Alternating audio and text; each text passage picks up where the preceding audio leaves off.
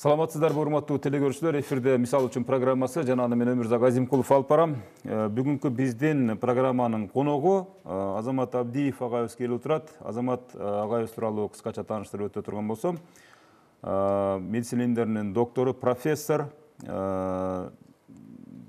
2007 жылы кандидаттык диссертацияны, медицинадагы кандидат диссертациясын жактаган, ошол жылдагы эң жаш кандидат, медицина илимдеринин кандидаты эсептелинген, 35 жаш курагында. Ал эми азыркы 45 жаш курагында ушул илимдин доктору болуп, ушул докторлук наамды алып отурган мезгили.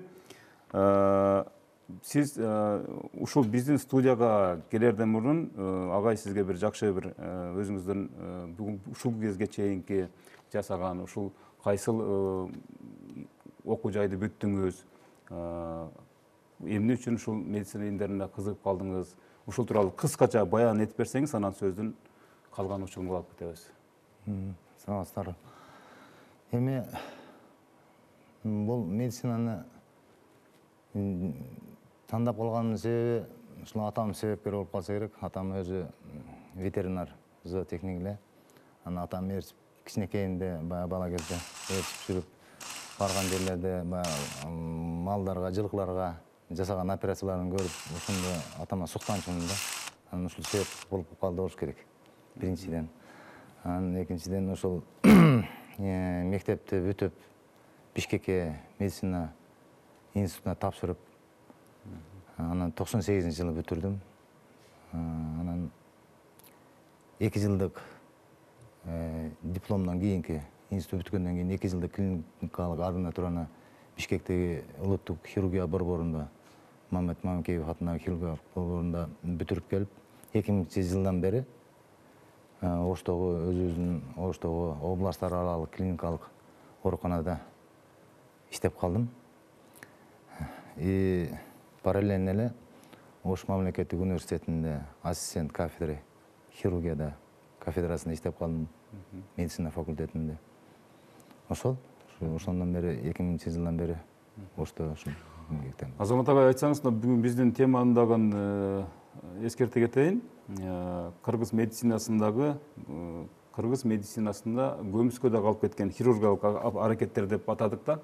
Бул теманы мындай атаганыбыздын себеби, биз деле мына ошол кыргыз медицинасы башка өлкөлөр сыяктуу эле, биз деле Кудайга шүгүр, учубуз кур эмес дегендей, ал үчүн биздин ошол СССР мезгилинен калган күчтүү кадрларыбыз ушул убакка чейин бизге, элибизге кызмат өтөп дегендей бир топ уникалдуу хирургиялык аракеттер болуп атат да.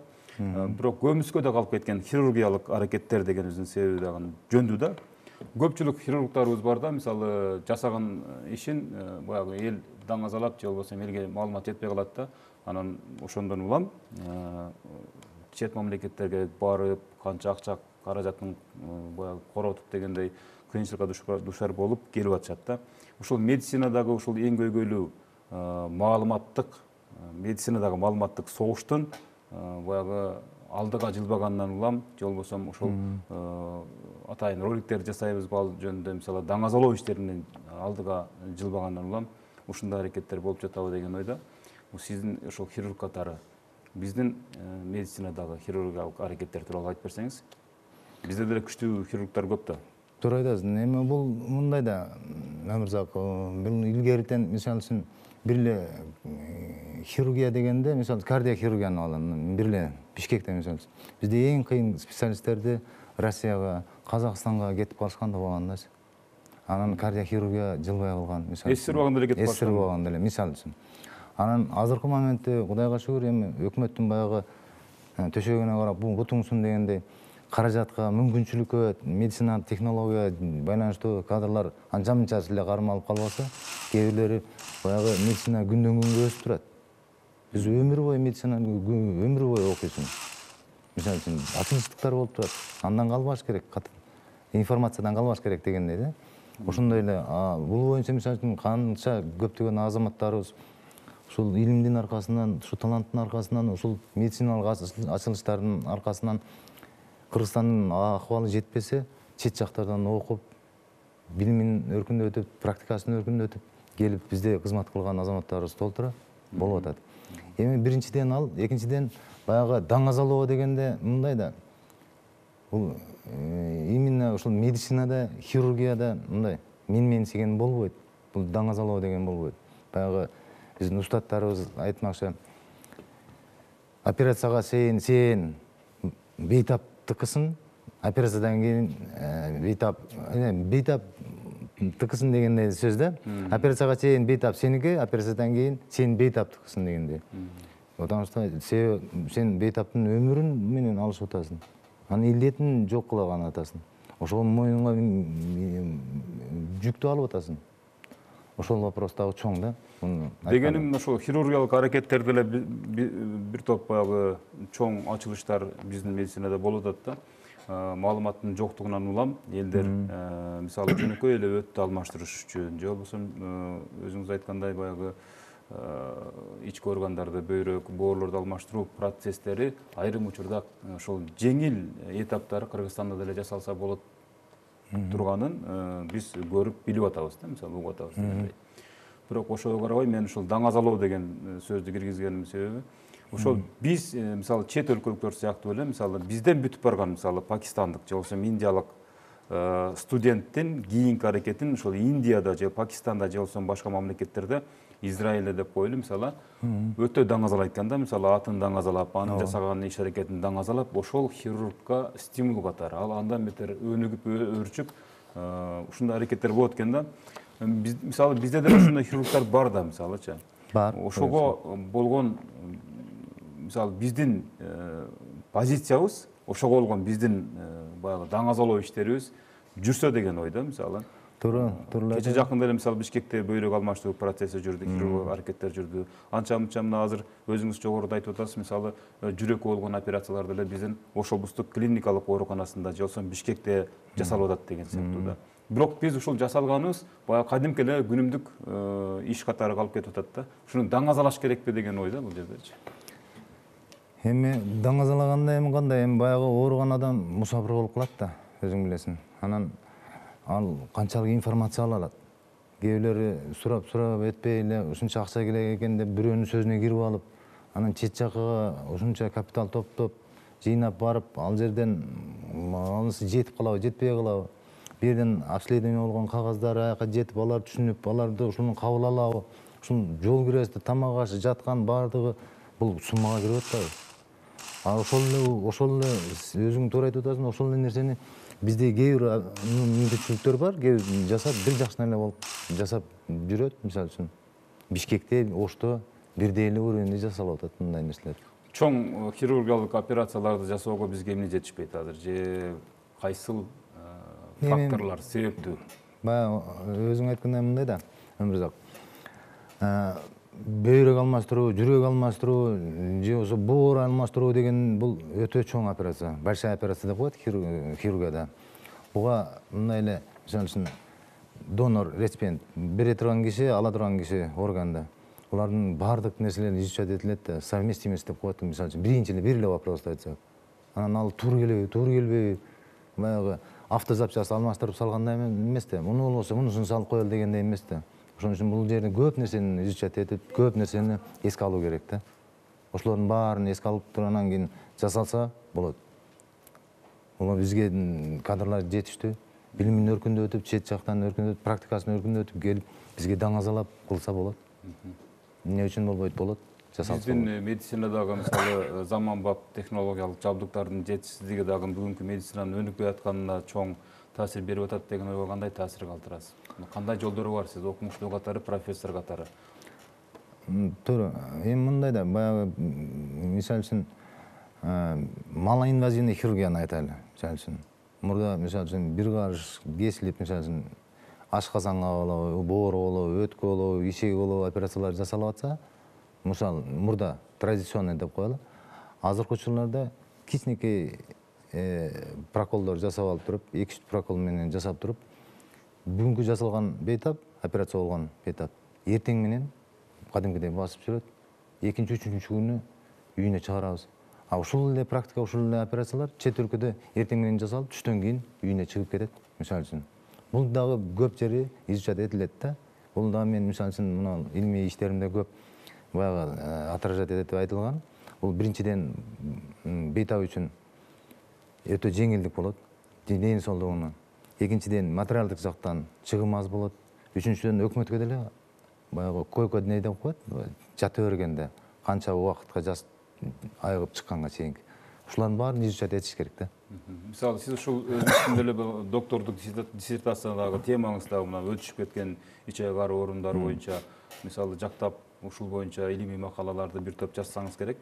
Анан сиздин ушул мына биз жогоруда дагы бир жолу эскертип коеюн, даң азалоо дегенчи, мисалы Азамат Абдиев деген хирургду даң азалоо учуру келип турат азырчы. Сиз мисалы ушул учурдан пайдаланып, сиз кандай ушул өзүңүздүн илим эмгектериңизди практикага байланыштырып, кандай бир өзгөчө ыкмаларды айта алат элеңиз да, мисалы? Бул илимде ушул мисалы үчүн кандидаттык илим жакта, докторлук илим жакта булар өзүнүн определенный процедура ступенькалар бар да, требованиялар бар. Ошолорго сыяктуу эле илимий макалалар жазасың, методический разработкалар чыгарасың, аннотациялар баарын изучать этип, рецензиялар менен баарын требование боюнча тапшырасың да. Ошондой болгондо бул практика жүзүндө обязательно милдеттүү түрдө колдонуш керек. Ал деген сен докладдап атканда ушунча практикада, ушунча бейтапта ушул изилденип чыгып, ушул практикада мыналарды колдондук деп айтылат. Мунсуз илим болбойт. Бул өзүнүн требованиясы ушундай. Булардын баарын кылгандан кийин эми мына карап тур. Менин докторлук ишим боюнча, мисалы үчүн, баягы операциядан кийинки жабышып калган учурлар, ичегилердин бири-бирине, ошолордун профилактикасы, ошолордун лечениясы, ошолордун дарыланасы, ошолордун алдын алуусу тууралуу көп вопростор колдонулган да. Булар боюнча мисалы үчүн айтайлы, эң көп сокур ичеги илгерки, мисалы үчүн острый аппендицит, анан кийин өттөгү сезгенүүлөр, острый холецит, өттө таштын пайда болушу, же болбосо ашказандагы жаралардын пайда болушу. Ушул сыяктуу эле эң көп баягы биз медицинада острый живот деп коет да. Ошондо мисалы үчүн сокур ичеги, аппендицит, анан холецит, ушул сыяктуу ушул операциялардан кийинки бейтаптагы болуп аткан оорулардыкы менин ушул докторский ишимде көп отражать этилген да. Мисалы үчүн күн алыс биздин больницада 5-10дон ушундай оорулар болуп турат. Операция болуп турат. Ранний спаечный деп коет, баягы эртерээк операциядан кийин эле кайра дагы спайка болуп, бири-бирине жабышып, ичегилерден тамак аштын өтүшү кыйындап, же болбосо вообще эле өтпөй калат.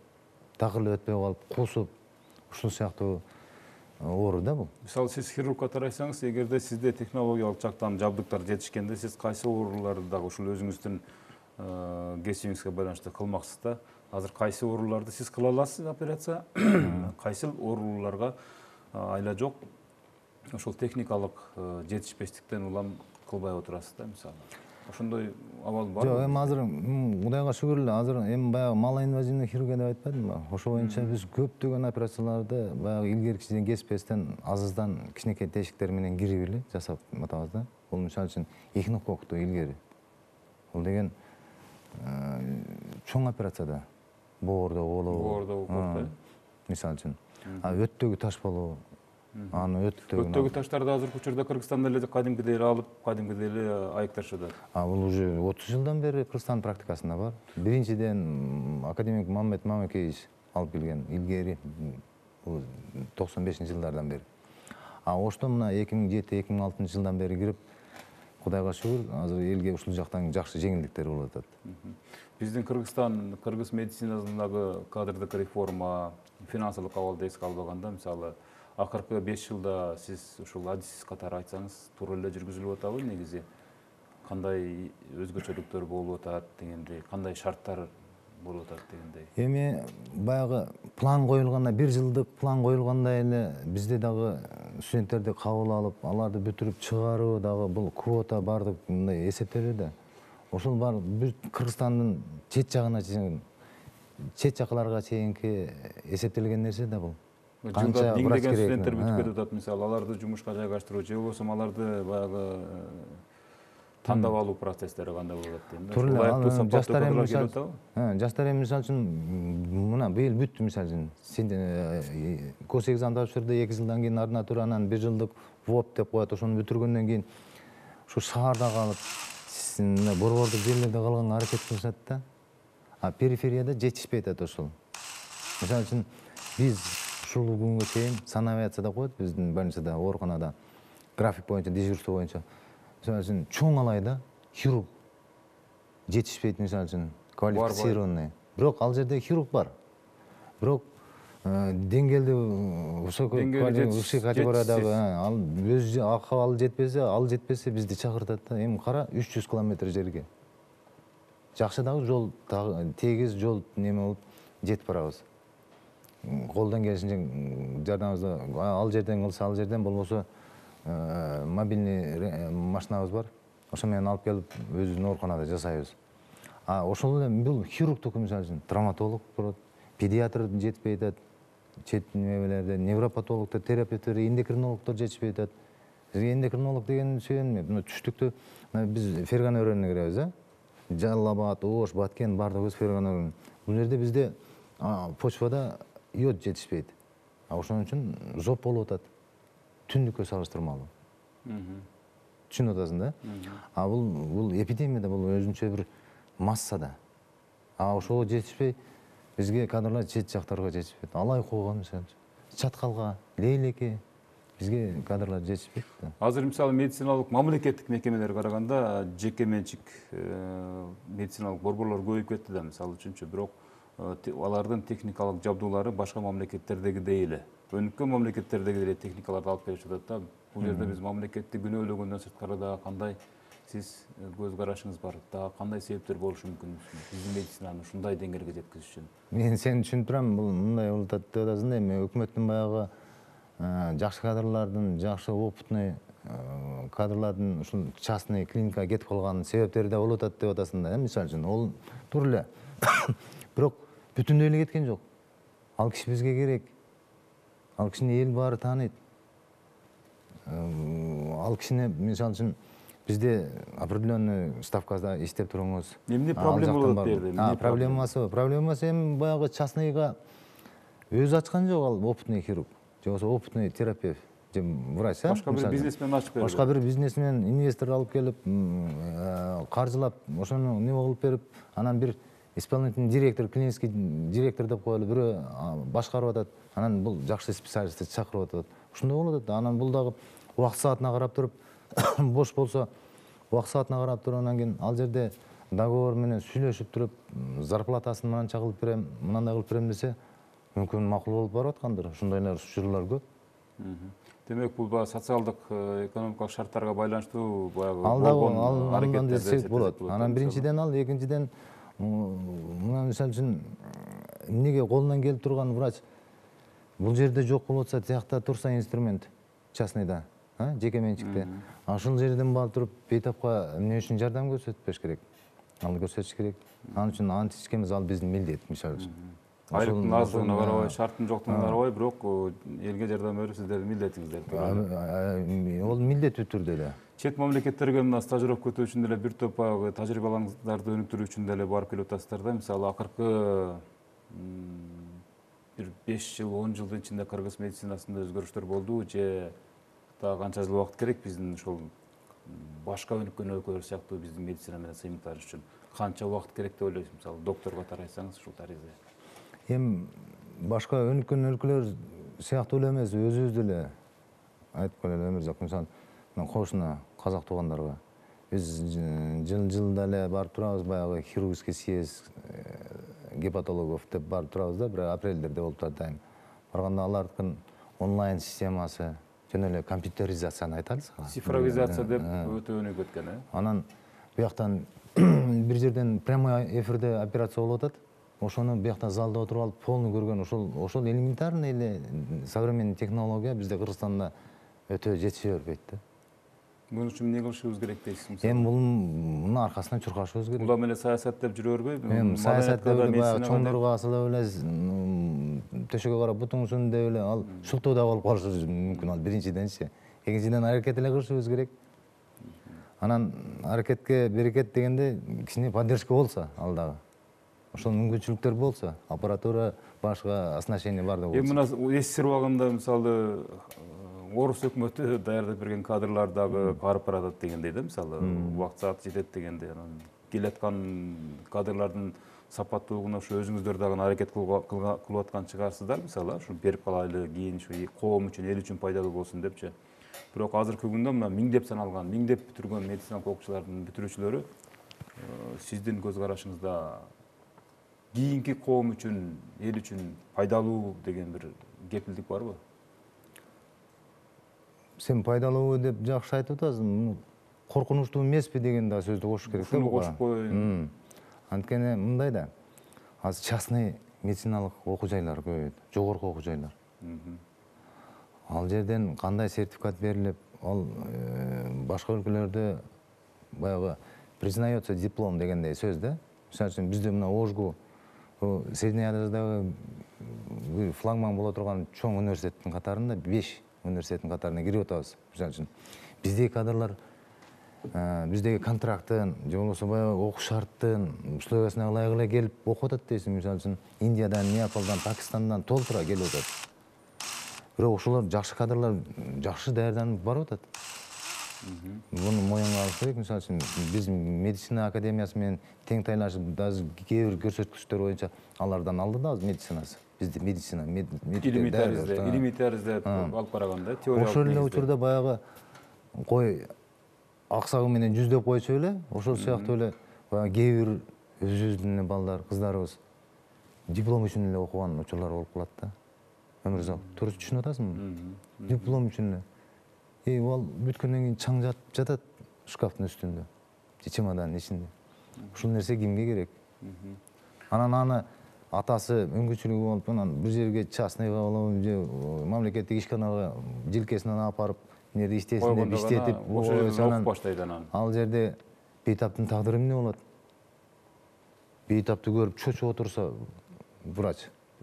Кандай болуп калат? Коркунуч бар деген. Коркунуч бар деген социальный вопрос да. Анан мисалы мына технологиялык базанын жетишпестиги деген сыяктуу сөздөр болду да. Мисалы жогоруда биздин саламаттык сактоо министрлиги тарабынан атайын ушу тышкы мамлекеттерден инвестиция тартуу боюнча атайын бөлүмдөрдө болсо керек деген ойдомун да. Мисалы ошол кайрымдуулук фонддорго чейин эле же жанагындай бейтаптардын теле аркылуу эфирге чыгып элге кайрылуусуна чейин эле аталган министрлик тарабынан тиешелүү өкүлдөр ошол иштер менен шугулданса, инвестиция тартып келип кыргыз медицинасынын техникалык жабдыктарын жаңыласа, анан биздин даяр илимий жактан дагы, теориялык жактан дагы мыкты таскан адистер ушул жерде эле иштесе деген ойго кандай карайсыз мисалы?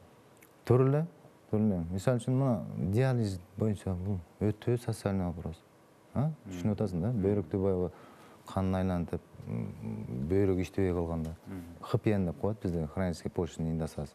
ОПНдер түшөт острый моменттерде. Ушул вопрос кыйла биздин министрлик тараптан жөнгө салынып, кыйла элге жардам болуп атат. Бул биринчиден материалдык жактан, ал көп материальный затраты кетет да, анын баарын изучать этиш керек. Анын баарын эсептесең бейтапка өтө эле күч келет. Туугандарына, уругуна бир жумада эки жолу алып туруш керек болот ал немен. Ал деген определенный сумма акча. Азыр сиздердеги мисалы медициналык клиникалык баягы борбор Ош мамлекеттик университетиндеги ошонун ичиндеги аппараттар деле биздин айрым мамлекеттик медицина мекемелеринде жок экен да. Ошол экинчи хирургиялык бөлүмдүн башчысы катарында мына сиз айтсаңыз, ушул биздин ушул мамлекеттин ичинде турган медициналык борборлор көбү жакшыбы же азы жакшыбы? Мамлекетте турган клиникаларбы? Жакшы. Бизге кандай пайда алып келиши мүмкүн же зыяны көппү жана МПОлор сыяктуу? Эми баягы мындай да, Өмүрзак, баягы 1000 көргөндөн 1000 уккандан 1 көргөн дегенде. Бул медицинадагы өзгөчөлүк. Биз медициналык кадрлар даярдап атканда баягы бейтапты койкасынан, кроватынан көргөн, анан китепти окуган баарын салыштырыш керек.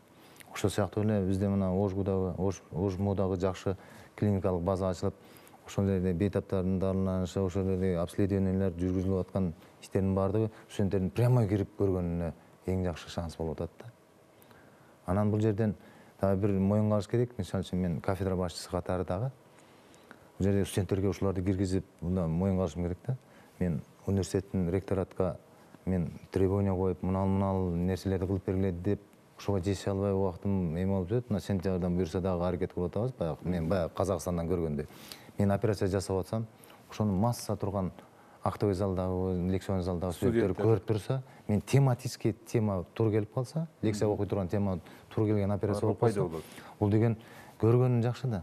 Миң уккандан уккандан бир көрө. көргөн. Ошол сыяктуу ошондой нерселерди киргизебиз деген ой бар. Бул эмелер менен көрсө ректорат баштыктары менен сүйлөшүп атабыз. Буну сентябрдан киргизем деген ой бар. Эми Азамат Абдиев агайыбыз, биздин дагы убактыбыз чектелүү болуп калды. Жарым саат бир пас деле замат деле өтүп кетет экен. Мына азыр биздин кыргыз медицинасындагы айрым бир көйгөйлөр жакынкы 10-15 жылда чечилип калат деген бир терең сиздин пикириңизден кийин, сиздин маегиңизден кийин бизде бир үмүт жаралды. Таланты бар, таанышы жок бир топ биздин медициналык өкүлдөрүбүз дагы Кудай буйрса өкмөтүбүз, мамлекетибиз колдоп, алар дагы бир жанданат деген ойдо калдык. Негизи эле ушул кыска жооп берсеңиз, ушул доктордук, мен ушул жана бери кетпепминбиз, ушу суроомчу, доктордук же болбосо кандидаттык медицинадагы диссертацияларды жактоодо азыркы өсүп келаткан кадрлардын бир көйгөйү бар да, бул акча маселесине келип такалып атат. Ушул акча маселеси гендерди кескендиктен көпчүлүк таланттуу жаш адистер коргой албай калышат деген. Акчасыз деле коргосо болобу негизи? Эми мындай да, баягы айтылгандай, кайсыл илимди жактасаң да баскан турганың эми кичине затрата болот биринчиден. Мисалы үчүн мен окуткан студенттер Чыныгы эмгек менен деле. чыныгы эмгек менен мен окуткан студенттерим бар. Мисалы үчүн мен да ошол жаңыдан келип студенттерди окута баштагандан институт бүтүп келип, ошол балдардын артынан докторлукка жетип атышат. Өзүнүн эмгеги менен өзү менен жетишкен балдар бар. Билип турсаң, баягы мугалим кантип эле билип турсаң сага 2 коет дегендей да. Биринчиден ал. Экинчиден, анан баягы сен дагы бир эмени баягы айтып кеттиң, баягы чет жактан көчүрүп алып, илимий макалалар болобу, же илимий ачылыштар болобу. Медицинадагы плагиаттар деп. Ошону бизде бул паритетин өтө турган илимдеги нерселерди айтып атпаймынбы, антиплагиат деген бар. Ал жерден сага компьютерден электрондук варианттан документиңи, материалыңды киргизгенде жөн эле чыгып калат. 10-12%ке чейин гана допустимо, 10-12%ке чейин. Оригинальное цитирование дегендер бар да. Обработка кылып чыкканга.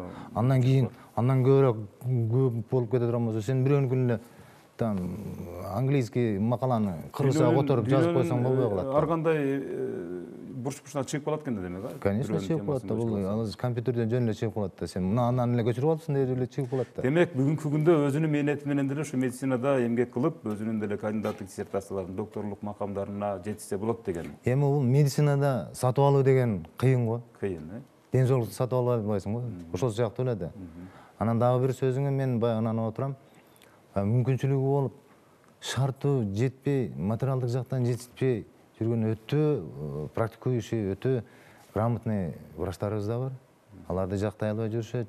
Убакыт жетпей, же башкасы жетпей, ушундай шарты туура келбейт, же иштен бошобойт, ушул сыяктуу да. Рахмат агай, бизге келип кызыктуу маек куруп бергениңиз үчүн, ишиңизге ийгилик, ар дайым калктын саламаттыгы үчүн күрөшө бериңиздер.